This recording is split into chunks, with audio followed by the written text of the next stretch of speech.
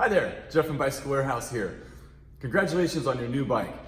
Today, I'm going to go over how to get your disc brakes ready for the first ride and a couple tips that are going to help you with braking. First off, it's important before you go on your first ride to properly bed in your disc brakes. And I'm going to go over what bed in process means. Alright, so before your first ride, you're going to want to take your bike out to a parking lot or a park or something where there's not a lot of traffic around. You're going to want to pedal your bike to a fast walking pace about 10 miles an hour. As you build up speed, you're going to apply pressure to both your front and rear brakes.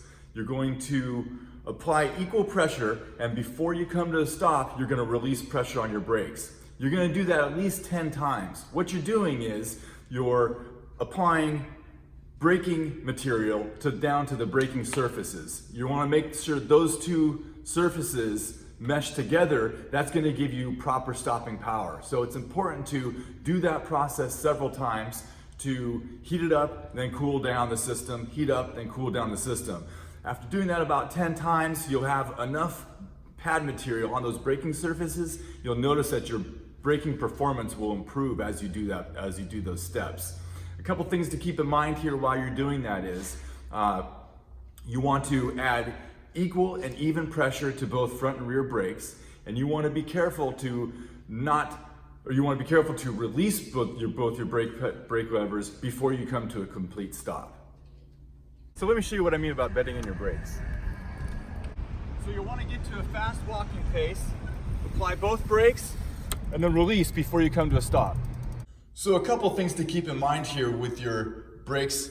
You want to be careful not to get solvents, cleaners, or contaminants on your braking surface here. So we want to keep the rotor area here and the caliper area here clean of lubricants, solvents, and that type of thing. Any type of contaminant can contaminate your braking surface and cause poor stopping power. If that happens, the brake pads would need to be replaced. Also, be careful not to bend or damage your rear rotor here. Loading your bike in and out of your car can sometimes bend your rotor. Paying special attention when you put your rear wheel or front wheel into a bike rack. All of those things can cause the rotor to bend. So you want to pay special attention not to bump or bend this rotor. You want to make sure not to pull your brake levers when either your front or your rear wheel is out of the caliper. Okay, so your rear brake is your right brake lever and your front brake is your left brake lever.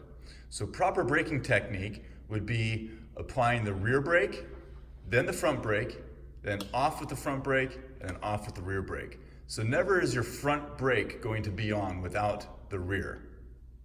All right, I know some people are scared to use their front brake. They think they pull that front brake and they're gonna go flipping over the handlebars.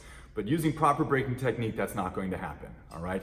So what you wanna do is put equal pressure to the rear and then to the front, and then off with the front brake and then off with the rear brake. And so if you're setting up for your stop and you're centered over your bike and you're anticipating the braking forces, which mean as you're applying braking force to the levers, then you want to situate your body weight a little bit to the rear of the bike. You're compensating for the braking forces. So remember, most of your stopping power comes from your front brake, so utilizing your front brake is important, but don't use your front brake without using a rear brake, and don't use your front brake in a corner.